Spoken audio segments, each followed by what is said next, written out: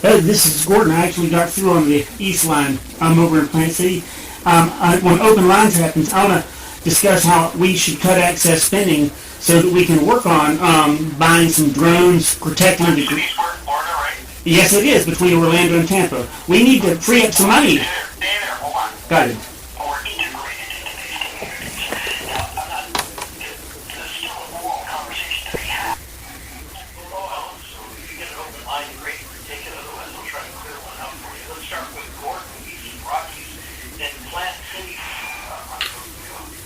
Hey, thank you for taking my call, Ian.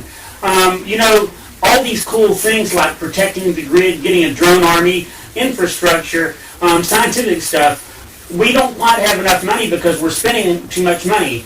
And the president has identified, he says that he wants to put loan limits using tax dollars to make or guarantee student loans.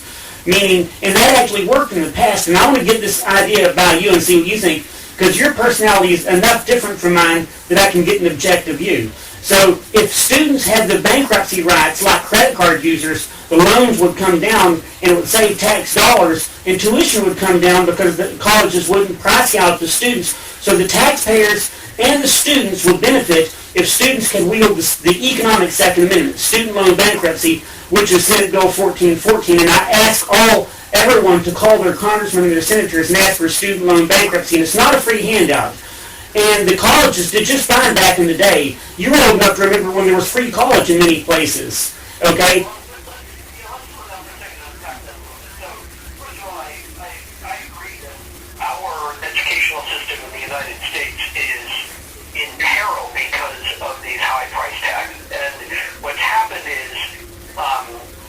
The cost of tuition is being borne on the backs of people who want to get a college degree, but legislatures across the United States have been cutting budgets to colleges and universities for various philosophical reasons, none of which I think pass muster, but I'm in the middle of it, so what do I know? But I think that there are many ways to address the problem to make college education affordable. I don't know that that's the panacea, a mechanism. I do think it's unfair, however, that a business could accrue all sorts of debt, declare bankruptcy, and then they could start over again, but a student couldn't.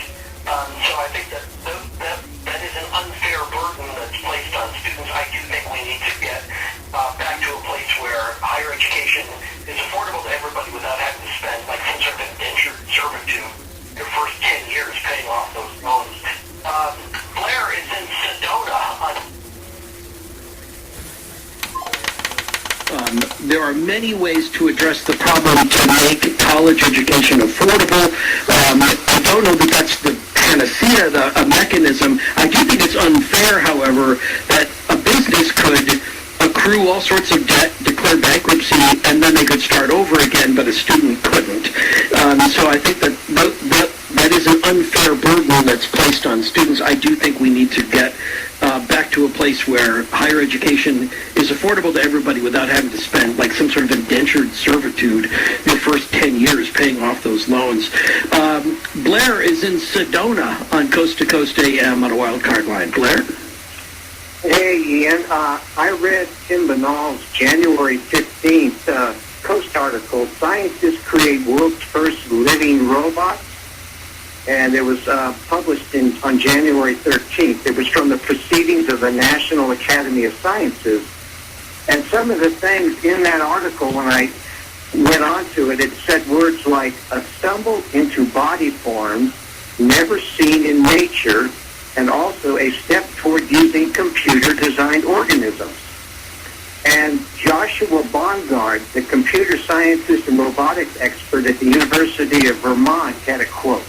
He said, the downside of living tissue is that it is weak and it degrades. That's why we use steel.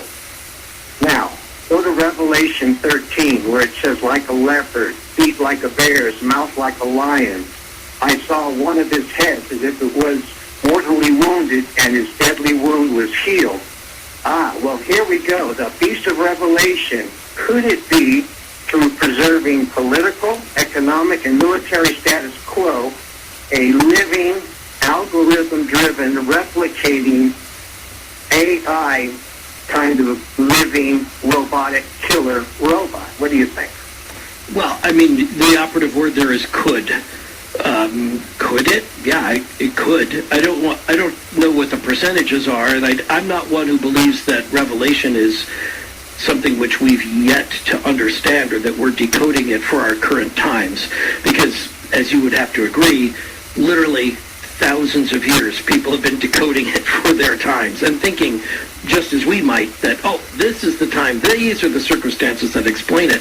I happen to believe that Revelation made perfect sense to the recipients of it, and it was coded, but not coded in the way that we think in terms of, like, they couldn't understand it. They could. Sometimes we struggle with it. But just taking the theme in general, is it a good thing to have humanity give up its dominion? That was a point I brought up with Dr. Marks, and I agree with you there. We always have to be mindful of that, or lest we pay the price and we let somebody else control us. But as he said, he believes that that'll never happen. I hope he's right. I think there's lots of evidence that suggests that even the most acute scientific thinkers can't account for every possibility. But glad you brought it up. Appreciate that. Let me go to Daniel, who's in Wichita. Good to hear your voice again, Daniel, on Coast to Coast AM. God bless you, Deacon Bennett. How you doing, buddy? I'm doing better. Glad to hear it. I was just thinking about you the other day. So tell me about better. I'm just trying to get in touch with, I've been dealing with a Franciscan brother, and I'm trying to get out of my shell and talk to more human beings. You're the first person I've talked to in about a month. I'm sorry. God bless you. I've never wanted to bother you. You don't bother me at all. I would like to bring up a couple things. I was real disappointed when you were talking to your guest. I truly believe artificial intelligence should be renamed real inhumanity. And I am totally worried and bothered about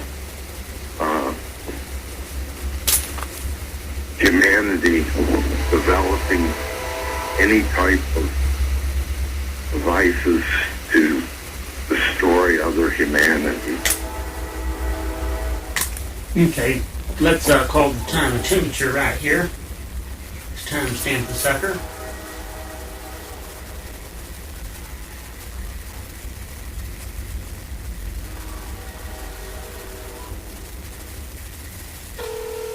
Today is Saturday, January 18th.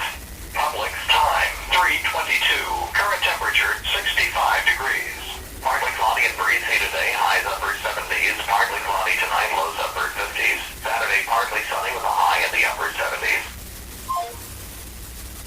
Okay, didn't timestamp the year. But no, weather does.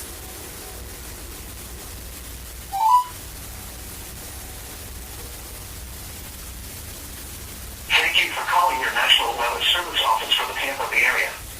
This menu will provide you with recorded forecast and other weather service office information. Press 0 at any time to hear this menu again. Now for the official National Weather Service forecast issued 2 p.m. Friday, January 17th, 2020 for the KHB32 listening area for the following counties in Florida: Hillsborough, Pasco, Pinellas, in Polk, including the cities of Newport Richey, Zephyr Hills, Clearwater, St. Petersburg, Brandon, and Tampa. Tonight, partly cloudy. Lows around 60. Now for the official National Weather Service forecast issued 2 p.m. Friday, January 17th, 2020. Okay, so they issued the forecast yesterday afternoon, Friday, January 17th, 2020. But today is Saturday. However, I timestamped the year, so it shows what year it was here. So now if I decide to do something with these here, audio recordings, fair use, then I have the timestamp on the sucker for the year. This is Gordon Watts. This is Gordon Wayne Watts, the higher education and reporter and editor-in-chief of the Register. GordonWatts.com, GordonWayneWatts.com, reporting